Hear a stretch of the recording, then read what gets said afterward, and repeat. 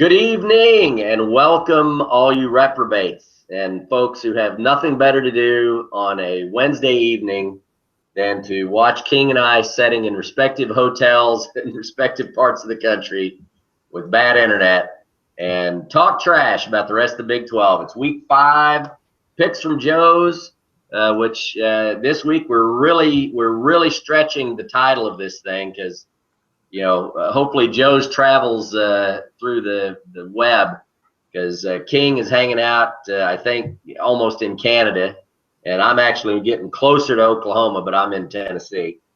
So without further ado, let's jump into the slate. We got 5 games, all conference action this week. Some good matchups, some pretty intriguing matchups, but as what'll probably be a growing trend in our least interesting game of the week. 5 games on the slate, least interesting game, which, I mean, OU was complaining, King, about being their game being an 11 p.m. kickoff or 11 a.m. kickoff. If I was an 11 a.m. kickoff, I'd be insulted that this game was at 11 a.m. Kansas 0-3 at Iowa State 1-2. Iowa State's favored by 16.5. That was 16 about an hour and a half ago. It's already gone up a half a point. Over-under's 59.5. You've just got to be excited about this contest, King. It's like, out of all the teams that left the Big 12, why couldn't it have been these two? I mean, Kansas they have no reason to be this terrible. They have no excuse. They have a basketball team that makes some money. But it's not even like watching like good JUCO ball. Like, I'm not, Jinx and Union could put up a fight against Kansas. And it's not just they don't have athletes, they don't have anything. Like, I watched them line up and run plays that make no sense. It's like, all right, we're going to line everybody up on this side and run some misdirection, right? No, hell no. They'll run right into the line. I saw a Kansas player last week tackle himself. He hit the back of a lineman, took 3 steps back, fell down. Just quit. This game shouldn't be an 11 a.m. kick. They should have moved this to Friday night, like 7 o'clock among the high school games. That would have been a good kick. This thing should be like Tuesday at 3 in the morning, so no one has to. Yeah, there you go. It's probably on TV somewhere. Is a sad thing. Then they've got, and what's interesting is out of all of the Big 12 games, and I know it's relative to the stadiums and such, and how far teams are traveling, but there are only 300. There are just a hair over 300 tickets left on StubHub for this game at $37 a whack. There's not another Big 12 game with less than 1,000 tickets available. If you're Iowa State, you better pack Jack Trice. This is win number 2 for the year, which might be the last one. And might be the last one. Well, they still have to play Texas, so there's possibilities there. Just get your money in and out of the Big 12 office. You'll be good. That's it. All right, so what do you think? Iowa State? Do you think Iowa State takes care of this? They'll win, but they won't cover because that'd be asking too much. Yeah, that 16.5 is a lot. I said that. I was just on for whoever happened to waste time and watch that, I was just on another hangout with Mark Rogers talking Big 12 stuff, and we talked about I think 16.5. The over-under for me is high. 59, almost 60 points. That over-under feels high, and the 16.5 feels high. Has Kansas scored 30 points this year? Yeah, they got a lot of. They did. They scored over 30 against an FCS team. Oh. And I think they scored. Nah, I'd have to look. I don't know if they scored over. I don't know if they scored over 30 against Memphis or not. Yeah, I got it right here. Let's see. Come on, internet. Well, King's looking up the score this week. Dos Equis, I'm having to go with the lager because I failed to stop at a liquor store, and the only Dos Equis they had is the lager here at the hotel. So It's ice cold, so I'll take it. Nothing wrong They with got that. 38 against San Diego State, 23 against Memphis, and 14 at Rutgers. Oh, it's not San Diego, South Dakota State. Whoever. Yeah, right. It doesn't matter, whoever. All right, so Iowa State. I don't think Iowa State covers in that game either. The fourth, I struggled with this one because, I struggle because there's sometimes games are more interesting to me for like I've said before, I almost love sometimes to watch the misery of other, rival teams. So for me, the fourth least interesting game, and you can disagree with me here, is Texas Tech at Baylor. I could be way off the mark here. I think it'll be a good game. As far as interesting, I mean, I don't think, as much as I'd love for Tech to win one for the good guys here, I don't think they will. But I've seen, the Baylor teams that I've watched two of their games. I didn't watch the last one. I can't even remember them now. I'm tired. But they have let bad teams make it a game for about a half. If you let Mahomes go crazy and say just that something crazy happens and Baylor's down 2 scores at the half, sure they can make it up. But I've yet to see anybody stop Tech consistently. So if Tech can get out to any kind of a hot start, they got a chance. Yeah, I actually think as far as, for me, it was not interesting because, everybody knows I don't give a shit about Baylor. And Texas Tech just doesn't fire me up. Not because they're not good. I'm not going to say, oh, they suck, and so I'm not interested. It's just nothing about them that's really firing me up. I would love for them to beat Baylor. And I think the biggest part of this is not in Waco. This game is played every year. I just heard this, that I think this game has never been played in either place. The game has always been played at Jerry World. It's been played like the last 3 or 4 years at Jerry World at AT&T Stadium. So it's really, Baylor's technically the home team, but it's not actually a home game. And Texas Tech almost beat them last year. Mm-hmm. All right. So if Mahomes has a bit of an injury, but the Texas Tech guy said, although they've seen him kind of limping around a little bit, the word on campus is that he's okay. He's going to be fine. If they have they have the Webb at QB.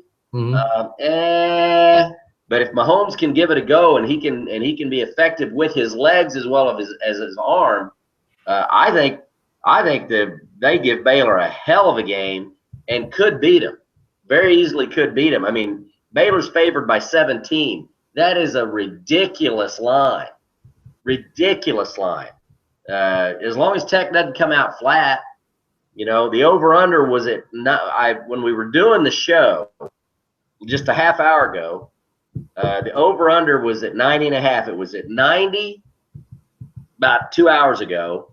During the show, somebody said it was 90.5. Somebody mentioned 91, and I just went on and looked, and it's dropped back to 88.5. So that over-under's flying all over the place. I don't care if it's 90. I'd still take the over. I think if that TCU Tech game was past that, this game should definitely be past that. So I'm going with Tech. I'm going with Tech with an upset here. You think Baylor's going to pull it out? I think it's going to be one of those, and it's cliche to say this, but I think Tech wins a close one or Baylor just crushes them. Yeah. But I don't actually – I say crush, and maybe winning by about 14. I don't really see them – if for nothing else, I think Tech will come roaring back in garbage time and make it closer than 17. Yeah. No, I agree with that. This has the most tickets left available, which isn't shocking. It's at AT&T Stadium, which is by far and away the biggest venue for something like this. A little over 3,500 tickets available on StubHub, starting at the grand total of $41. You too can go watch Texas Tech and Baylor, lickety split. Third least interesting game. And like I said, this probably should have been the fourth one, but I'm just into Longhorn suffering right now. I am enjoying every second of the dumpster fire, you Longhorn Network greedy bastards. All right. Texas at TCU. You know, how many different ways can their special teams lose a football game? TCU, tweets going around that they're going to be actually pick up maybe a couple of their defensive players that have been out, which is bad news for Texas. I think TCU just comes out and eviscerates Texas. I didn't have any real animosity toward Texas, but then hearing them little bastards whine and complain about how the game was rigged, it's like I watched an Oklahoma State team actively try to give you a football game. At every opportunity, it's like, here, go win this damn thing. We don't want it. And Texas is like, hell no. And you complain about the refs, whatever. One good punt, and we go to overtime. And the defense, I don't care about all the holding stuff. Our defense just crushed them in the second half. In fact, if Rudolph would have just stopped giving them points, the game would have already been over by about the third quarter. And if you say TCU finally came up with the bail money for the defensive players, it's going to be ugly. Let me tell you something. That game, I just, you know, and it's not just the muffed punt.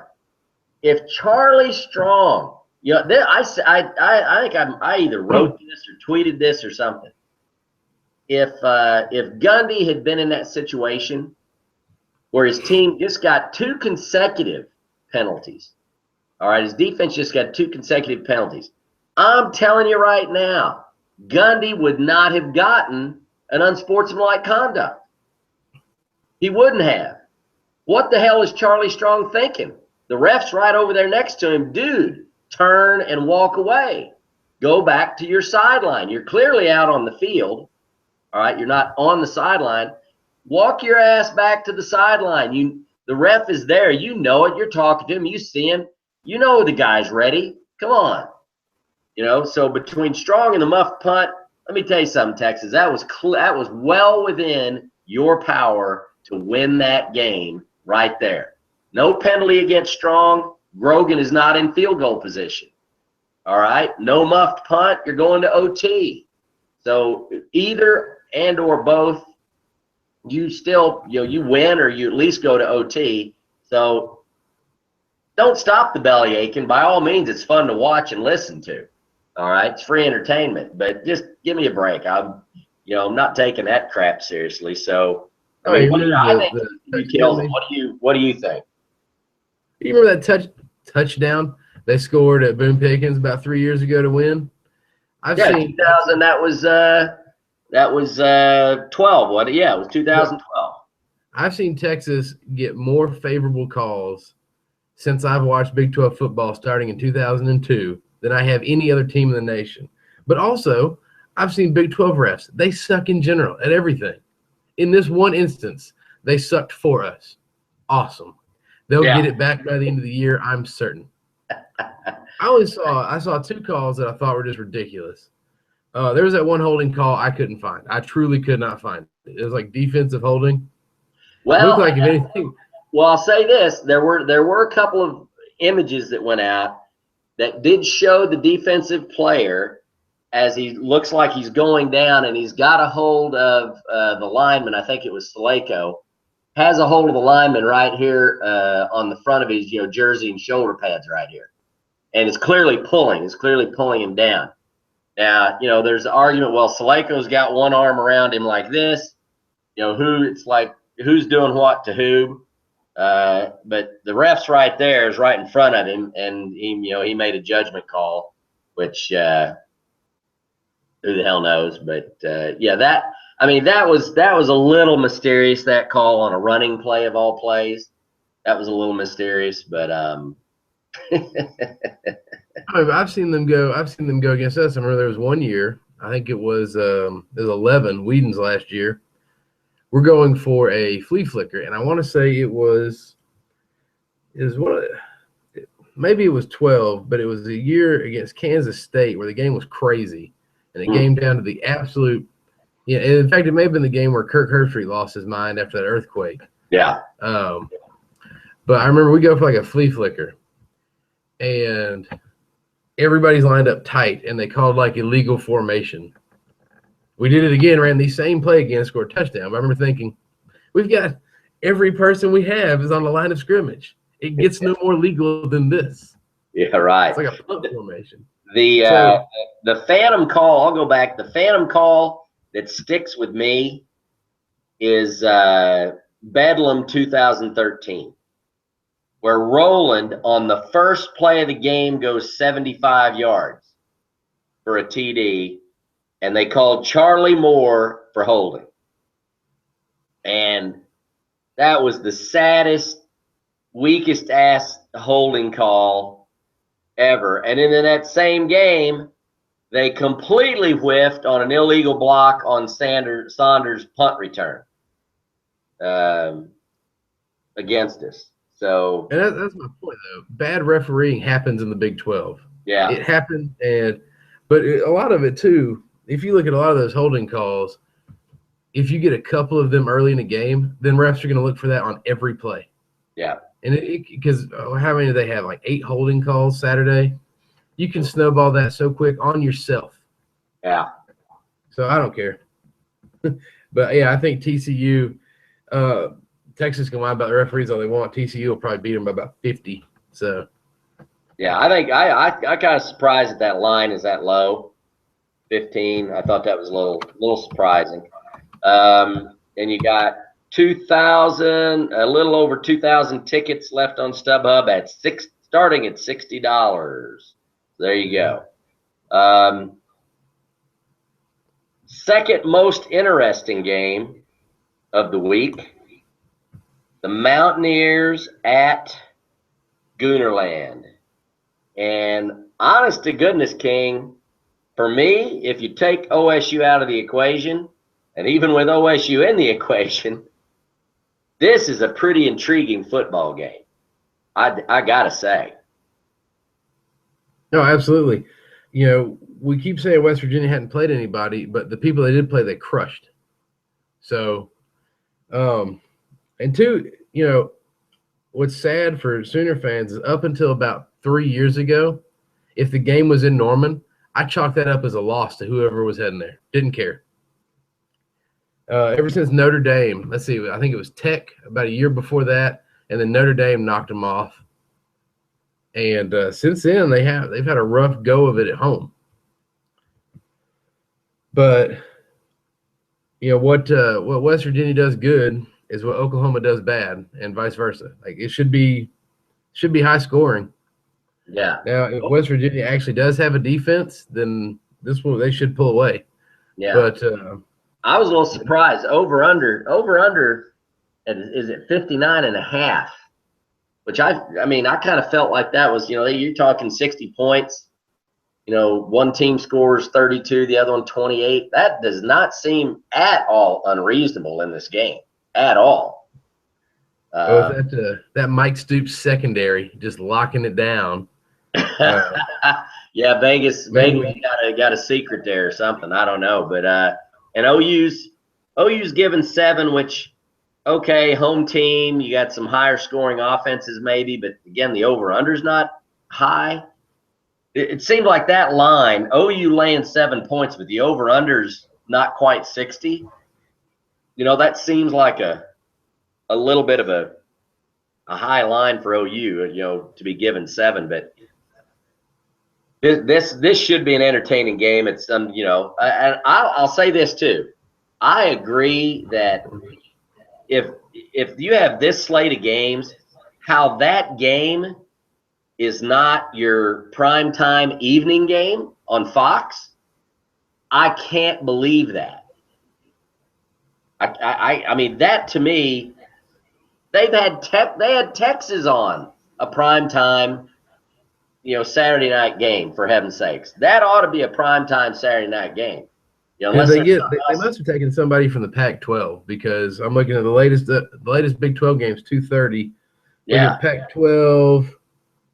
Okay, Arizona, UCLA. That's a 6:30 set Fox, and then yeah, so it got bumped. Apparently, Arizona at UCLA was more entertaining than West Virginia at OU. I don't really see that, but Yeah. whatever, I guess. As far as the country goes, I by far and away think OU West Virginia would be a bigger draw than that game. I would think without question. But anyway, so I'm thinking that OU pulls out a win. I think it's going to be high scoring. But I think OU pulls it out, but I don't think they cover. Yeah, I'd agree. I could see something like you're saying, like a 32-28, 31-28, something in there. I'd like, I've yet to see West Virginia go somewhere and get a big win. I've seen them get close. Yeah. But even last year, I thought West Virginia was a lot better than OU last year, and OU went up there and ran away with it in the second half. So it's kind of one of those, like it's the reason it's still hard for me to pick us in Bedlam every year. I really want to, but I've seen that. I've seen this movie a few too many times here. Right. I'll go, about a 3-point goon win. Yeah. You got 2,897 tickets still available on StubHub for starting at, are you ready for this? Starting at $37 a piece. So those tickets are of the same value as Kansas, Iowa State. I wasn't going to be in Stillwater this weekend. That would actually be – I take that back. I've been to Memorial Stadium once. It was for a Bedlam game in like 5 or 6, and we got crushed. It was like 55-14 or something. Yeah. I remember that's when I learned about OU fans because I had like a grandma. I look over and I saw this little old lady. I'm like, oh, little old lady, she's going to say good game or something. Sees me dead in the eye and goes, fuck you, cowboy. I'm like, so that's why I'll never feel bad when the Sooners win because I always remember somebody's grandma just looking at me and just giving it up. Like, God damn, lady. Yeah. I've been to Memorial Stadium once, way back. I think it was 19. It's either 80 or 81. I'd have to look at the scorebook. My best friend, who's a Sooner, dyed in the wool Sooner fan, best buddy, and he took me down there. We were both in school in college, and we got killed. And the thing I remember from that game that I walked away is, you talk about moral victories. We were getting beat. I think the score was like 60-7 or 66-7 or something like that. And OSU actually started driving down the field in like the fourth quarter or something. And Switzer put the starting defense back in the game because he didn't want OSU to score another touchdown. And we went ahead and scored another touchdown.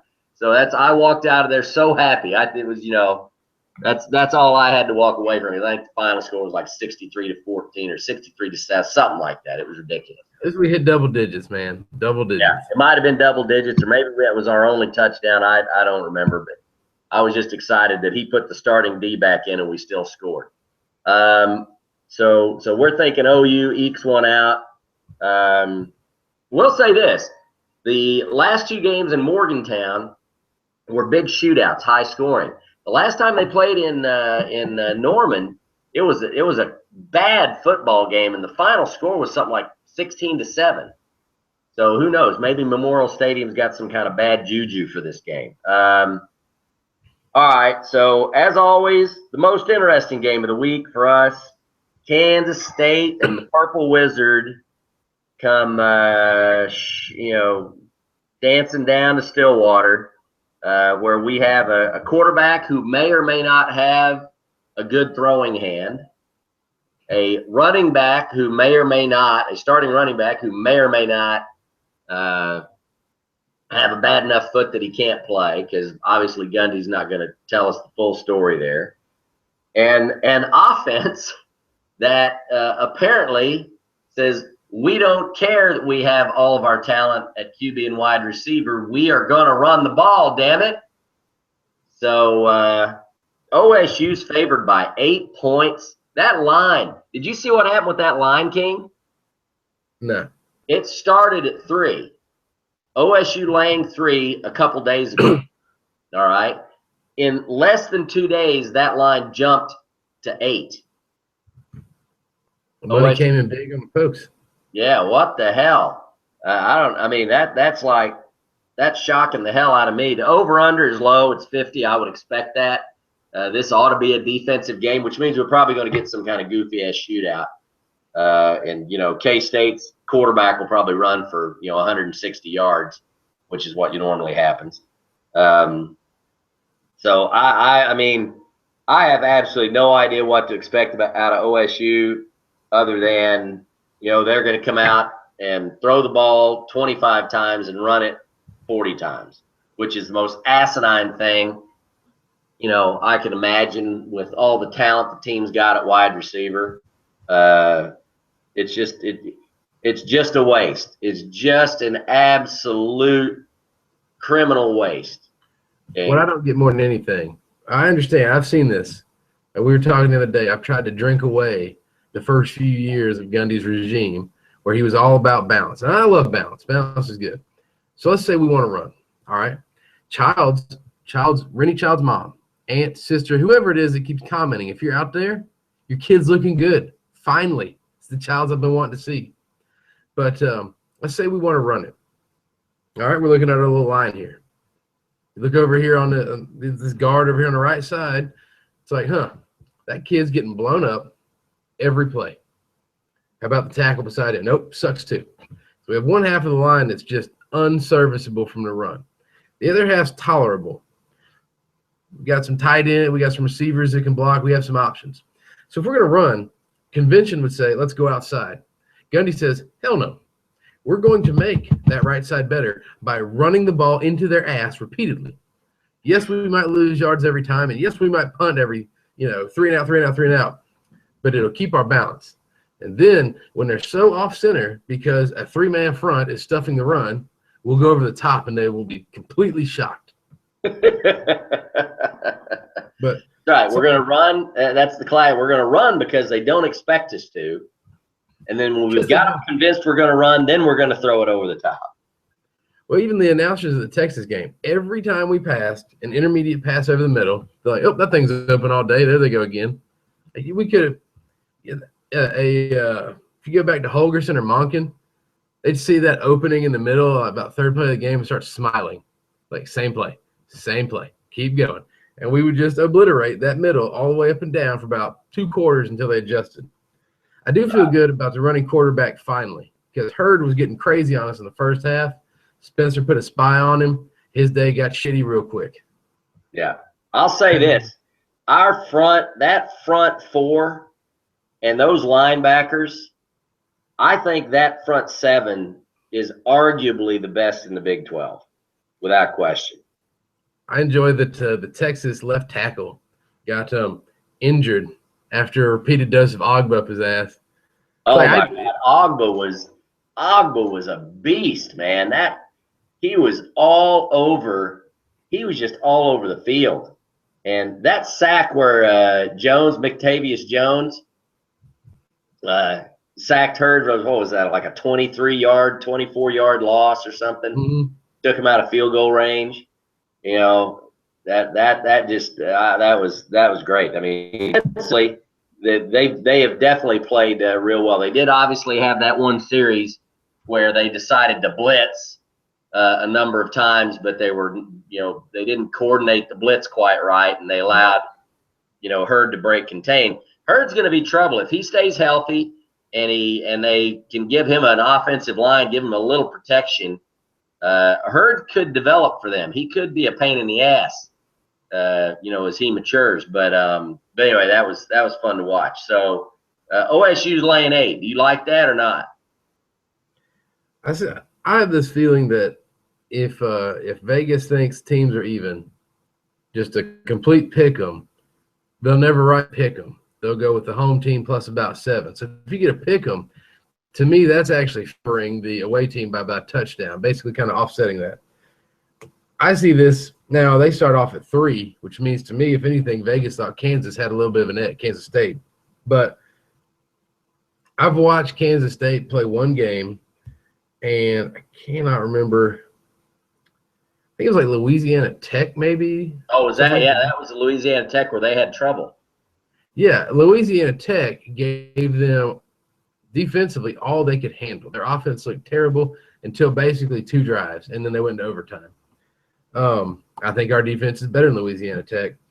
I think we have better receivers than Louisiana Tech, and I think if we will just go with a nice 65-35 pass to run ratio, a little more pass this time, I think we'll win going away. But I'll say this: Gundy has struggled against K-State historically. Like we still win when we should, but it's always closer than it ever should be. Yeah, and they always have a quarterback who can run. Yeah, Snyder's had 2 weeks to prepare. Well, and this is one of those quarterbacks, King. It's like Klein. The dude's not fast, but he'll still run for 100 yards. You know, it's like, how the hell does he figure that out? No, Snyder's had 2 weeks to prepare.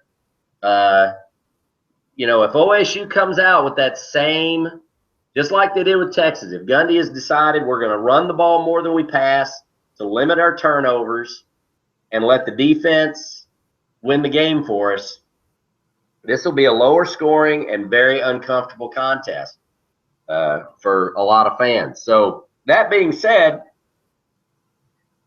if you haven't already seen it on Twitter, I've obviously made it well known. I'm working in Tennessee this week, but Friday night I'm going to be driving up from Dallas. I'll be in town Friday night late. There Saturday, the Cowboys Ride for Free cruise trying to round up for some type of a pregame, and most definitely there'll be some type of after-game activity. But trying to round up and organize some type of a pregame, probably just to get together or meet somewhere. They talked about Stables or someplace else, who knows. But I'm sure we'll publicize it, us hanging around. I'm sure we'll probably make it back to campus where if the tailgates haven't broken up already, we'll probably come crash a couple of tailgates. But King, are you going to be back in town? I should be. There we go, guys. Regardless of football, we're planning on having a pretty damn good time. So that's it for Picks from Joe's. King, travel safe. Don't get in any trouble up there at the Canadian border. And hope to see you this weekend. Everybody, have a good one. If you're traveling in, have safe travels to Stillwater, and maybe we'll see you this weekend, guys. Have a good one. Go Pokes. See you. All right.